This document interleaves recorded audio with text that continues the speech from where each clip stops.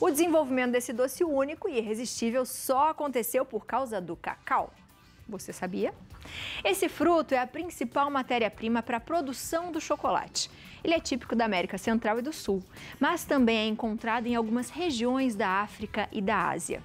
Atualmente, o Brasil assume o posto de 5º maior produtor de cacau do mundo. Para saber mais sobre a história desse fruto que rende porções saborosas de chocolate e outros produtos, a gente conversa com a especialista em chocolate, Juliana Badaró. Seja muito bem-vinda à nossa casa, Ju. Obrigada. Prazer. Chama-se chocolatier, é isso? Isso. Que bonito, né? Chique, né, Léo? Tudo bem? Bem-vinda. Tudo bem. Seja muito bem-vinda à nossa casa.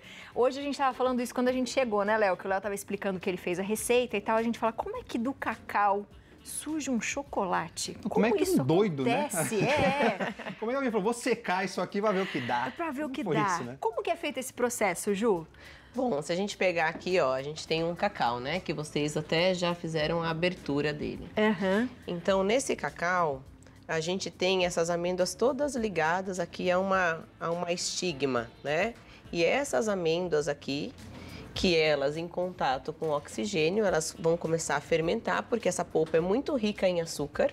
Aham. Aí a gente vai ter o processo de fermentação, né? Depois o processo de secagem lá na fazenda, tudo isso lá na fazenda ainda. E aí, secagem, torrefação, e a gente chega aqui, ó, nesse produtinho, que é o nibs de cacau, que nada mais é do que essas amêndoas que já foram fermentadas, secas, né? E elas são torradas e processadas. Deixa eu mostrar aqui, ó. Que demais. E hoje tá até na moda, né? Porque você vai em alguns lugares, tem, né, as sobremesas com nibs de cacau. É o que sai mais puro dele, é isso. Isso daqui é amêndoa 100% aí, ela só foi descascada. Desse nibs, o que a gente ainda consegue fazer de subproduto? Se a gente processar esse nibs, colocar num processador e processar, a gente vai ter o que a gente chama de licor de cacau ou pasta de cacau, que é o ingrediente principal aí na produção dos chocolates escuros. Quando eu falar de chocolate escuro, eu vou estar falando meio amargo, chocolate ao leite, tá? Só no chocolate branco que a gente não vai ter a adição do licor de cacau. Então, se a gente processar isso daqui, vai virar uma pasta, ingrediente principal na construção do chocolate, tá? E o chocolate branco é o quê, então? O chocolate branco é chocolate, né, Léo? Chocolate. Vamos lá.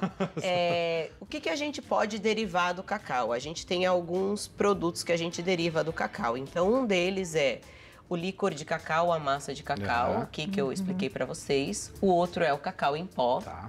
E o outro é a manteiga de cacau, tá?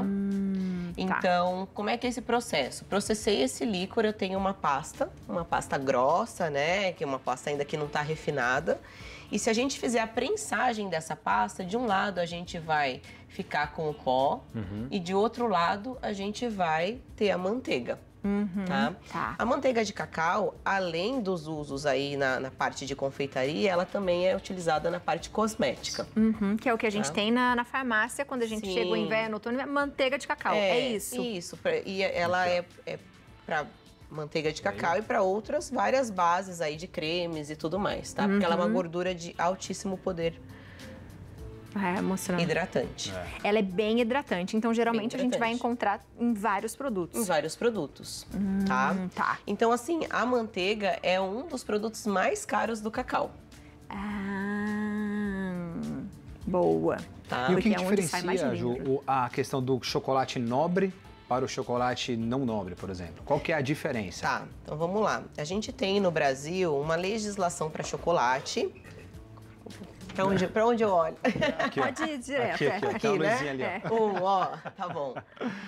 A gente tem no Brasil uma legislação para chocolate, então, que determina que, para ser chocolate no Brasil, você precisa ter no mínimo 25% de sólidos de cacau para os chocolates escuros. Escuro que eu falei é ao leite, amargo, meio amargo. Todos esses estão inseridos. Se for para chocolate branco, você tem que ter um mínimo de 20% de sólidos de cacau. E aí, por que chocolate branco é chocolate? Porque a manteiga de cacau, ela é um sólido do cacau. Assim como o cacau em pó, assim como o licor de cacau. Então, qualquer um desses ingredientes que estão compostos aí no chocolate fazem parte aí, são sólidos de cacau. Então, para ser chocolate branco, 20% de sólidos de cacau, 20% de manteiga, né? A gente sabe que vai ter a manteiga de cacau. Para ser um chocolate escuro, aí vai ter que ter no mínimo 25% do líquor de cacau ou massa de cacau. Isso determina ele ser um chocolate nobre? Isso determina ele ser um chocolate no Brasil. Tá. Aí a gente tem uma outra classificação de produto no Brasil, que são as coberturas fracionadas. As coberturas fracionadas, elas têm uma gordura que ela é substituta à manteiga de cacau e que ela não precisa daquele processo de temperagem, né? Que o pessoal às vezes tem um pouquinho de medo. Então esse produto ele dispensa a temperagem, porque ela é uma gordura que ela não precisa desse processo de cristalização. Ela vai conseguir ter o desmolde, vai conseguir ter brilho e tudo mais. E nas coberturas fracionadas, algumas delas você tem também a adição de um pouquinho de líquor. Então você tem o sabor do chocolate, né? Mas ele não pode ser considerado chocolate. Então as pessoas denominam, elas diferenciam, né? O que é chocolate nobre sendo chocolate e a cobertura é cobertura. Então esse termo ficou muito popular, na verdade, nesse mercado informal, por conta disso. E quais os benefícios quando a gente fala em cacau?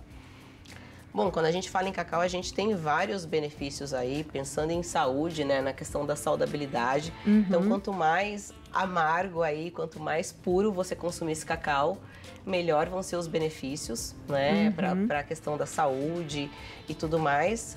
E também, assim, quando você pensa na questão do chocolate, a gente tem aí uma indústria, né? Que eu acho que é bem bacana falar, porque a gente está à vésperas de Páscoa, né? Que movimenta, esse mercado informal, ele movimenta um número gigantesco. Então, tem muitas pessoas trabalhando com chocolate.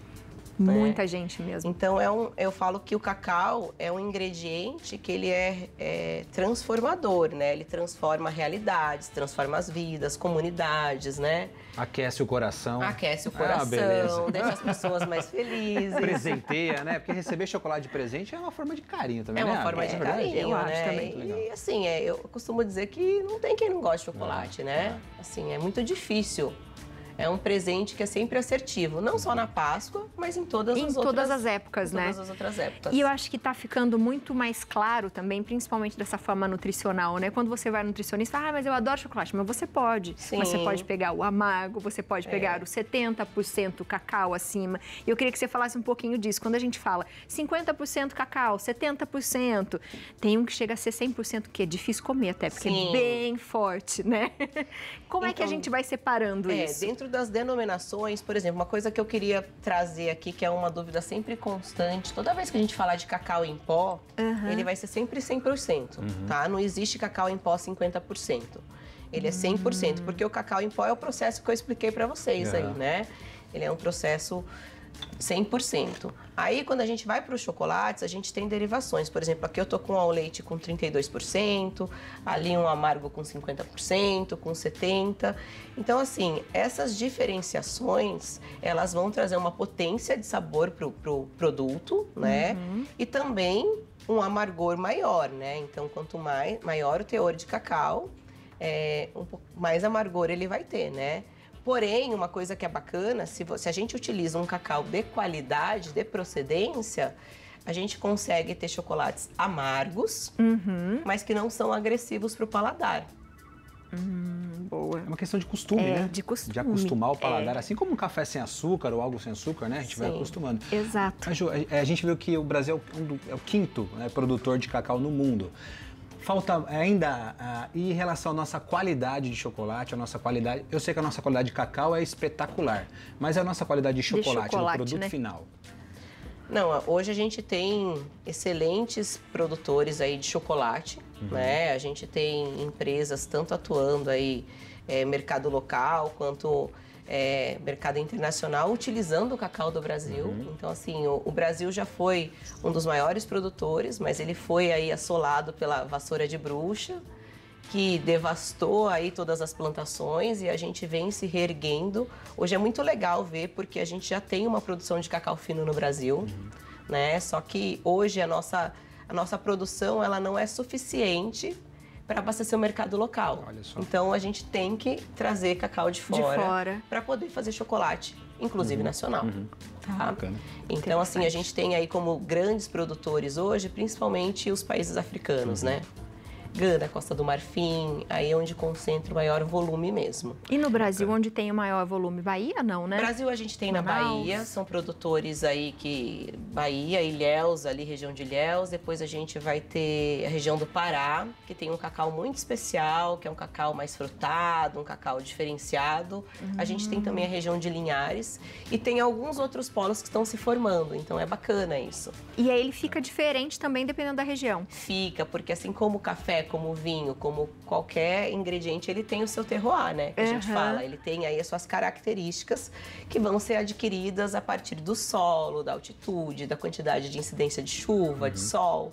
Então, sim, são diferentes. O cacau da Bahia, ele é um cacau mais potente, mais robusto. O cacau do Pará, ele é um cacau mais frutado. Interessante. Acho que tem uma perguntinha aí, Tem, tá atrás ali você. Temos uma Da perguntinha Érica. para você aqui. Vamos ver. Érica Oliveira, de Brasília. Boa tarde, Santa Receita.